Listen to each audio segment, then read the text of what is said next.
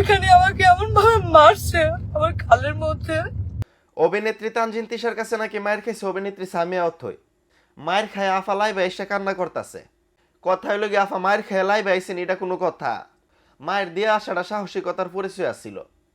আপনারে দিছে, আপনিও মায়ের দিয়ে আসতেন, মায়ের বদলে মায়ের দিয়ে আইতেন, তাইলে তো সমাধান আসছিল। এখন মিন কাহিনী হইল গিয়ে তানজিন তিশা নাকি অত এফারে শুটিং এর মাঝখানে থাপ্পড় মারছে, আবার খামসিও মারছে। অত এফারে মারার কারণ হলো তিনি লাইভে এসে দাবি করতেছে যে আগে নাকি সে ফারহান ভাইয়ের সাথে শুটিং করতে গেছিল, তখন নাকি তানজিন তিশা অত এফারে ফোন দিয়ে কইতেছে ফারহানের সাথে যাতে শুটিং না করে, কারণ ফারহান ভাই নাকি তার জামাই লাগে। আসলে এই কথা তো আমরা আগে শুনছি, ফারহান ভাইয়ের সাথে আবার একটা ইটিশ বেটিশ আসছিল।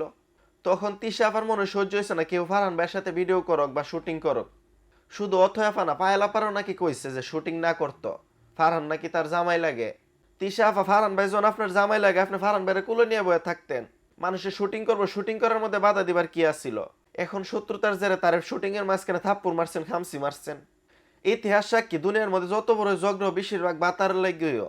এখন তিশা আবার বাতার আসছিল ফারহান, এই রিসে এখন শুটিং এর মাঝখানে সুযোগ পাইছে অথবা আবার চর দিবার, তাই চর মারছে, খামসি দিয়া দিছে।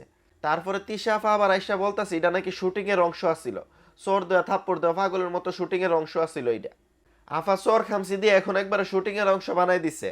এখন অথয় আফা আপনি লাইভে এসে কান্নাকাটি করা এটা আবার ঠিক হইছে না।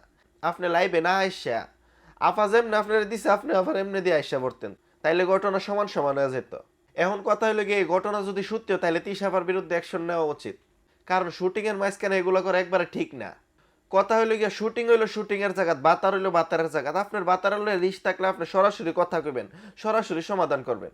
শুটিং এর মাঝখানে রাফারে চর দিবেন, থাপ্পড় দিবেন।